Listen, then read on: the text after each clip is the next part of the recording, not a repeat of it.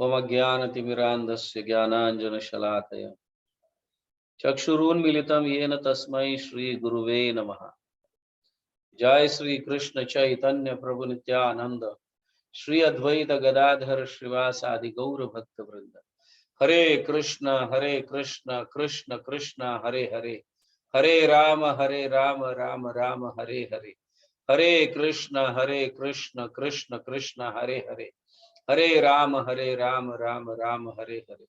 हरे कृष्ण कृष्ण कृष्ण हरे हरे, हरे राम राम राम हरे हरे। हरे कृष्णा।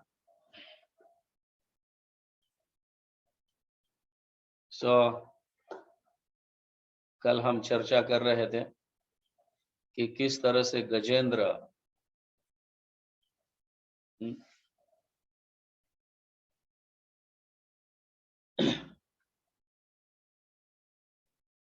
अंधकार में डूबा हुआ था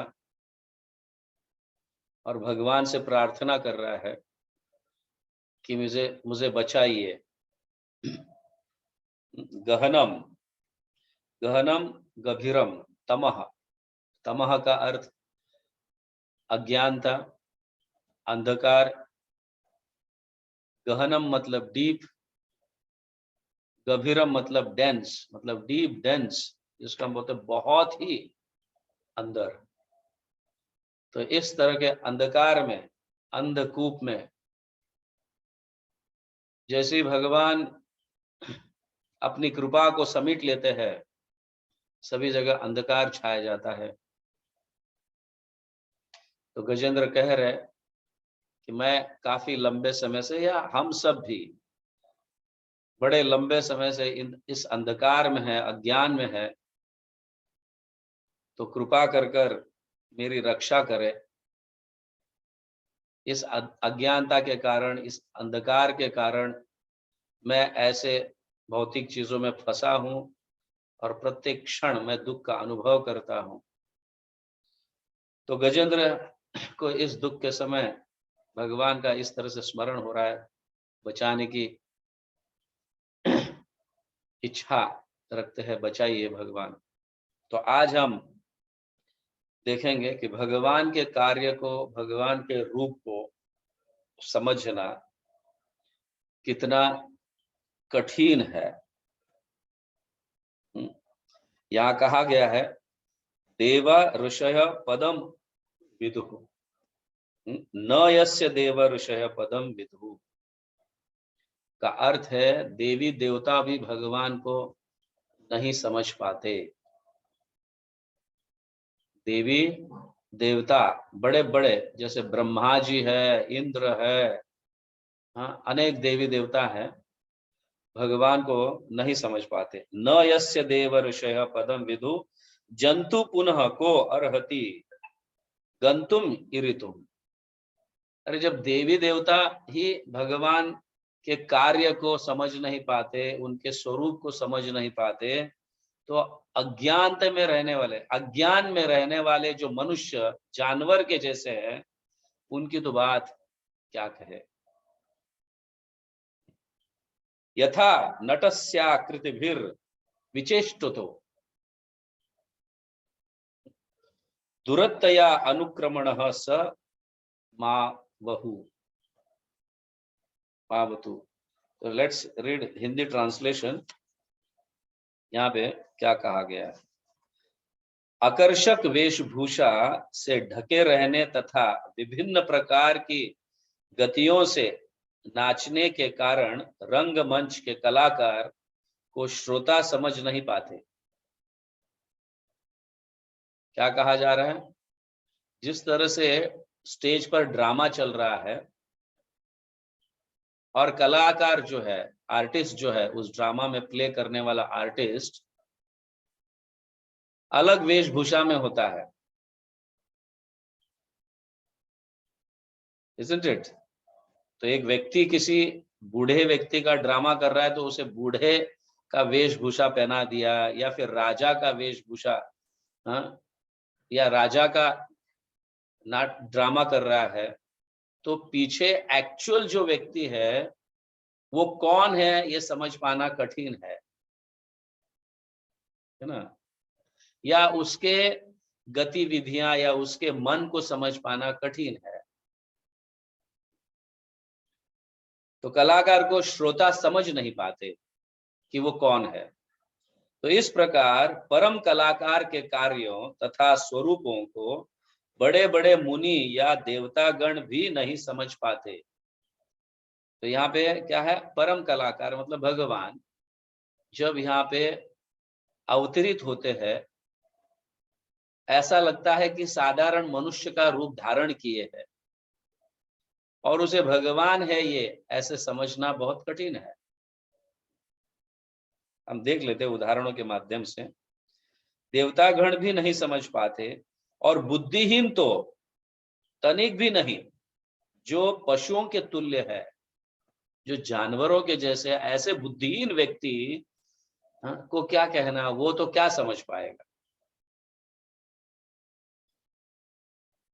तो ये इसलिए गजेंद्र यहाँ पे कह रहे हैं क्योंकि ऑब्वियसली बुद्धिहीन व्यक्ति ही जो है, जब भक्ति को अपनाने के बाद भी जब कैसे कभी कभी ऐसे कार्य हो जाते हैं जिसके कारण पशु योनि लेना पड़ता है, तो गजेंद्र अपने आप को बुद्धिहीन व्यक्ति जो पशु तुल्य है ऐसे कह रहे हैं। मतलब ऑफ कोर्स मैं पशु बन गया हूं, मुझे पशु का शरीर मिला है। तो यहाँ ये कहकर गजेंद्र ये समझाना चाहते हैं कि भक्ति में आने के बावजूद भी कभी कभी ऐसे कार्य हो जाते हैं अज्ञानता के कारण, तो हम पशु योनि में आ जाते हैं। ऐसे बुद्धिहीन व्यक्ति जो पशु तुल्य है, न तो देवता तथा मुनि न ही बुद्धिहीन मनुष्य भगवान के स्वरूप को समझ सकते हैं और न ही वे उनकी वास्तविक स्थिति को अभिव्यक्त कर सकते हैं। ऐसे भगवान मेरी रक्षा करे, ऐसे यहाँ पे गजेंद्र प्रार्थना कर रहे हैं। तो जस्ट लाइक स्टेज पर जो एक्टर होता है या फिल्म में काम करने वाला एक्टर भी जो होता है, उस भूमिका को निभा रहा है, उस भूमिका को निभाते समय श्रोता या देखने वाला व्यक्ति जो है उसके असली व्यक्तित्व को समझ नहीं पाता। ठीक उसी तरह से परम कलाकार द सुप्रीम एक्टर भगवान श्री कृष्ण जो है, जब इस पृथ्वी पर अवतरित होते हैं तो बड़े बड़े देवता भी नहीं समझ पाते। बहुत सुंदर उदाहरण ब्रह्मा जी का है, इंद्र का है। ब्रह्मा जी अपने मतलब भगवान जब अवतरित हुए थे और जब किसी ने कहा कि यहाँ भगवान अवतरित हुए हैं और ब्रह्मा जी ने देखा ये तो साधारण बच्चे के जैसा गायों के साथ, गायों के बछड़ों के साथ और अपने मित्रों के साथ खेल रहा है, कूद रहा है मिट्टी में यहाँ वहां, ना पैर में जूते हैं। साधारणतः व्यक्ति भगवान समझने के बाद ऐसे समझता है उसके सर पर सुंदर मुकुट होना चाहिए, हाथों में सोने के कंकण होने चाहिए, एकदम मतलब एवरीथिंग ऐश्वर्य से युक्त होना चाहिए। ऐसे साधारणतः व्यक्ति समझता है भगवान की व्याख्या इस तरह से, वो अपने मन में ऐसा बसा लिया है। तो ब्रह्मा जी को भी ऐसे कंफ्यूज हो गया था, ये कैसे हो सकता है ये। इसलिए उन्होंने उस ग्वाल बाल को या मतलब उनके सखाओं को, उन बछड़ों को चुरा कर लेके गए थे और बाद में जब पता चला तब माफी मांगे भगवान के चरणों में। ये ब्रह्म विमोह लीला में हम बहुत सुंदर रूप से समझ सकते हैं, इस अध्याय को पढ़ोगे। तो लेकिन ब्रह्मा जी कह रहे यहाँ पे कि मैं क्या कह रहे हैं यहाँ पे, नेशे महित्व अवस्थितु मनसा मनसा अंतरेण, मैं अपने मन को इस भौतिक स्थिति से निकालकर आपका ध्यान कर रहा हूं, ध्यान करते रहता हूं और इस ब्रह्मांड का नायक हूं, फिर भी मैं आपको समझ पाना कठिन, मुझे आपको समझ पाना कठिन हो गया था। ये साधारण लोगों की तो बात क्या है, ब्रह्मा जी स्वयं कह रहे हैं। क्या कह रहे? यस्यापि देवो वपुषु मद अनुग्रहस्य स्वेच्छामयस्य न तु भूतो मयस्य को अपि नेशे महित्व अविस्थितुम मनसांतरेण साक्षात् तथैव किम उतत्म गुहा गुहानुभूतः सुहानुभूतः। तो भूत मतलब ये लोग, क्या समझ पाएंगे? अपने आप को बहुत होशियार समझते हैं। हम कभी कभी ये देखते हैं कि थोड़ी सी कई कथा सुन ली भगवान की, कोई क्लास में बैठा भागवतम के और ये सोचने लगता है कि मैं भगवान को समझ पाया, मैं भगवान को समझ पाया, यस भगवान कृष्ण है, ऐसे है, वैसे लीला किए, ये किए, वो किए, ऐसे समझ पाया। ऐसे समझते हैं हम। एक दो तीन क्लास बैठने के बाद अपने आप को बहुत बड़े भगवान के भक्त समझने लगते हैं। यहाँ ब्रह्मा जी स्वयं कितने समय से तपस्या कर रहे हैं, ध्यान में व्यस्त रहते हैं, उनके चरण कमलों का स्मरण करते रहते हैं, फिर भी वो इतने बड़े व्यक्ति, इतने महान व्यक्ति,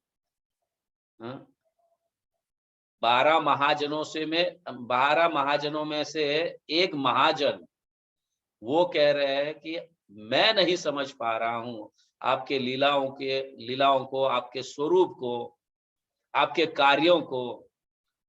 तो ये साधारण व्यक्तियों की तो क्या बात है, लेकिन बहुत ऊंचे उड़ते रहते हैं, मैं समझ पाया, मैं ये, मैं वो।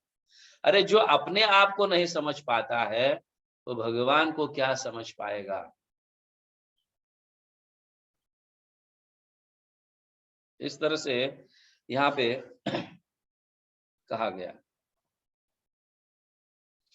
तो यह जो बुद्धिहीन व्यक्ति है तो जानवर के जैसा है या जानवर के तुल्य है, पशु के तुल्य है, ऐसे बुद्धिहीन व्यक्ति, तो वो क्या समझ पाएगा जो अपने आप को नहीं समझ पा रहा है। तो ब्रह्मा जी तो यहाँ पे इज द क्रिएटर, वो स्वयं इस तरह से कह रहे हैं। ये लिटरली एक जोक के जैसा है कि ब्रह्मा जी जैसे महान व्यक्ति समझ नहीं पा रहे और हम कहते हैं कि मैं भगवान को समझ पाया। ये एक जोक के जैसा है। और शायद इस पृथ्वी पर जब भगवान आ जाते हैं, साधारण मनुष्य के जैसे कार्य करने लगते हैं, तो हम एक जोकर के समान है उस स्टेज पर कि हम ये समझते हैं कि मैं इसे समझ पाया। तो ब्रह्मा जी भी हंसते होंगे ऊपर से, अरे मैं नहीं समझ पाया, तो ये बुद्धिहीन व्यक्ति जो है, जो अपने आप को समझ नहीं पा रहा है, वो भगवान को क्या समझ पाएगा? Isn't it? We are like a joker इस स्टेज पर। क्योंकि भगवान को कार्य करते समय ऐसे लगते हैं कि ये साधारण व्यक्ति है, ये भी तो खेल रहा है, ये भी तो कूद रहा है, ये भी तो मिट्टी खा रहा है। जब भगवान शांति दूत बनकर दुर्योधन के पास गए थे और वहां पे भी दुर्योधन, कौरव क्या बड़े बड़े लोग भी भगवान को समझ नहीं पाए, उनके कार्यों को समझ नहीं पाए, तो हमारी क्या बात है? तो यहाँ यथा नटस्या आकृतिभिर विचेष्टतो, भगवान यहाँ पे आते हैं, एक ड्रामा के जैसा है। सिर्फ भगवान के भक्त ही भगवान को समझ पाते हैं। समझिए यहाँ पे यस, ब्रह्मा जी स्वयं कहते हैं यस्यावि देव देव वपुषो मद अनुग्रह अनुग्रहस्य, जब आपकी अनुकंपा, अनुग्रह, अनुग्रह का अर्थ अनुकंपा, जब आपकी कृपा होगी जिसके ऊपर, तभी वो व्यक्ति आपको समझ पाता है। इस तरह से ब्रह्मा जी स्वयं कह रहे हैं। जब तक भगवान की कृपा नहीं होगी उस व्यक्ति पर या उस भक्त पर, तब तक वो भक्त भगवान को समझ पाना कठिन है। तो ब्रह्मा जी भी अपने आप को समझते हैं कि मेरा दुर्भाग्य देखो, इतने समय से ध्यान करने के बावजूद, भगवान के नाम का उच्चारण, माला जप करने के बावजूद भी मैं भगवान को समझ नहीं पाया, जिसके कारण मैं ऐसे अपराध किया भगवान के चरणों में, उनके सखाओं को चुराकर, उनके बछड़ों को चुराकर, गाय के बछड़ों को चुराकर। तो जब समझ में आया तब नतमस्तक हुए, भगवान से माफी मांगने लगे। ये भी एक बड़ी अनुकंपा है। मैं इतना गलत कार्य करने के बावजूद भी आपने मुझे अपनी भगवत्ता का दर्शन करवाया,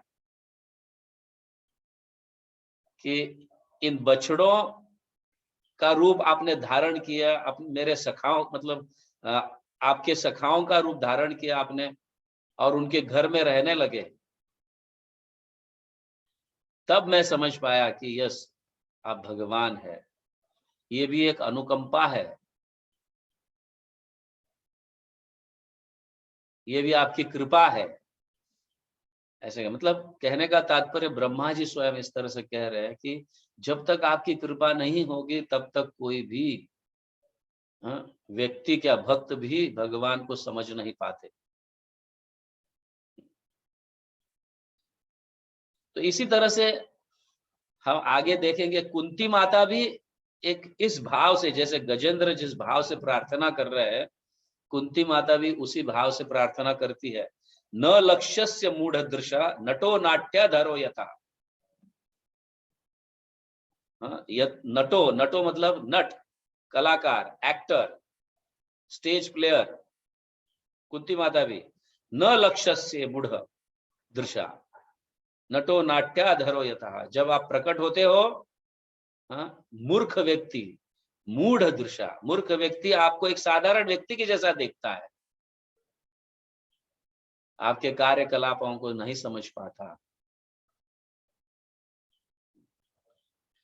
सो गजेंद्र अपने आप को एक मूर्ख व्यक्ति, अनइंटेलिजेंट, बुद्धिहीन जीवात्मा, ऐसे अपने आप को समझ रहे हैं। बस मैं सिर्फ इतना जानता हूं कि आप भगवान है, लेकिन आपके कार्य, आपके स्वरूप को कोई भी नहीं समझ सकता। तो इतना समझना भी कि आप भगवान है, इतना समझने से भी भगवान हमारी रक्षा करते हैं। इसीलिए वो कह रहे हैं यहाँ पे, न देवता तथा मुनि, न ही बुद्धिहीन मनुष्य भगवान के स्वरूप को समझ सकते हैं, और न ही वे उनकी वास्तविक स्थिति को अभिव्यक्त कर सकते हैं।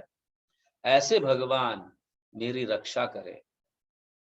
ऐसे भगवान मतलब कृष्ण भगवान है, ये वो समझ पाए, बट वो रक्षा जरूर, भगवान है कृष्ण, इतना भी समझ पाए तो भी वो रक्षा करते हैं।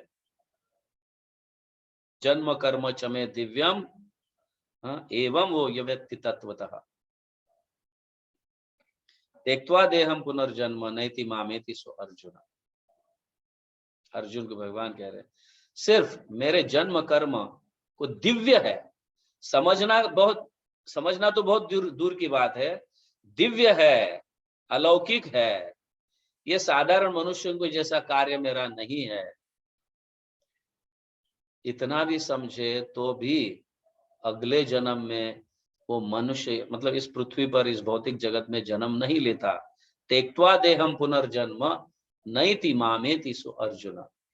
इस जन्म इस शरीर को त्यागने के बाद वो वापस जन्म नहीं लेता, वो मेरे पास आता है, मेरे धाम आता है। इस तरह से है। तो गजेंद्र जो है अपने आप को मतलब देखो, इंद्रदुम्न राजा उनके पूर्व जन्म जो है उस समय इतनी ध्यान, इतना मतलब भक्ति करने के बावजूद भी वो अपने आप को इस जन्म में ये समझ रहे हैं कि मैं तो मूर्ख हूं, पशुतुल्य हूं। मतलब मूर्ख व्यक्ति जो है, बुद्धिहीन व्यक्ति, वो पशुतुल्य ही है। यहां तक कि भक्त भी जो है वो पशुतुल्य है, क्योंकि भक्ति करने के बावजूद भी वो ऐसे कार्य करने लगता है जिसके कारण अगले जन्म में पशु योनि प्राप्त होता है। तो ऐसे भक्त भी बुद्धिहीन है। ऐसे कार्यों को हमें करने भी नहीं चाहिए। तो प्रभुपाद कहते हैं why not in this life, इसी जन्म में हमें भगवत धाम प्राप्त करने का प्रयास करना चाहिए। सो कार्य जो है भक्त होने के बावजूद भी मनमानी ढंग से कार्य करेंगे तो फिर पशु योनि मिलेगी। इसे बुद्धिहीन कहा गया है। शास्त्र, गुरु, शास्त्र, साधु जो है, ये तीन प्रमाण है हमारे कार्य करने के। हम ऐसे कार्य करें जो ये तीन प्रमाण दे, गुरु, साधु, शास्त्र। मतलब गुरु, वैष्णव और शास्त्र, ये तीनों को ध्यान में रखते हुए हम कार्य करने चाहिए। ऐसा व्यक्ति बुद्धिशाली है, ऐसा भक्त बुद्धिशाली है। वरना तो फिर भक्त बनने के बावजूद भी कई भक्त ऐसे पशु योनि प्राप्त होते हैं। So we should be very careful. सावधानी से भक्ति में आना सरल है, लेकिन टिक कर रहना बहुत कठिन है, या मतलब अस्तित्व में भक्ति करना कठिन है। फुल सरेंडर इस स्तर को पहुंचना बहुत कठिन है। तो ध्यान पूर्वक जप कीजिए, भक्तों का संग कीजिए, भक्तों के साथ साथ भक्ति में आगे बढ़िए। ये बहुत महत्वपूर्ण विषय है। हरे कृष्णा। जगत गुरु श्रील प्रभुपाद की जय। हरिनाम संकीर्तन की जय। गौर प्रेमानंदे। हरि हरि बोल।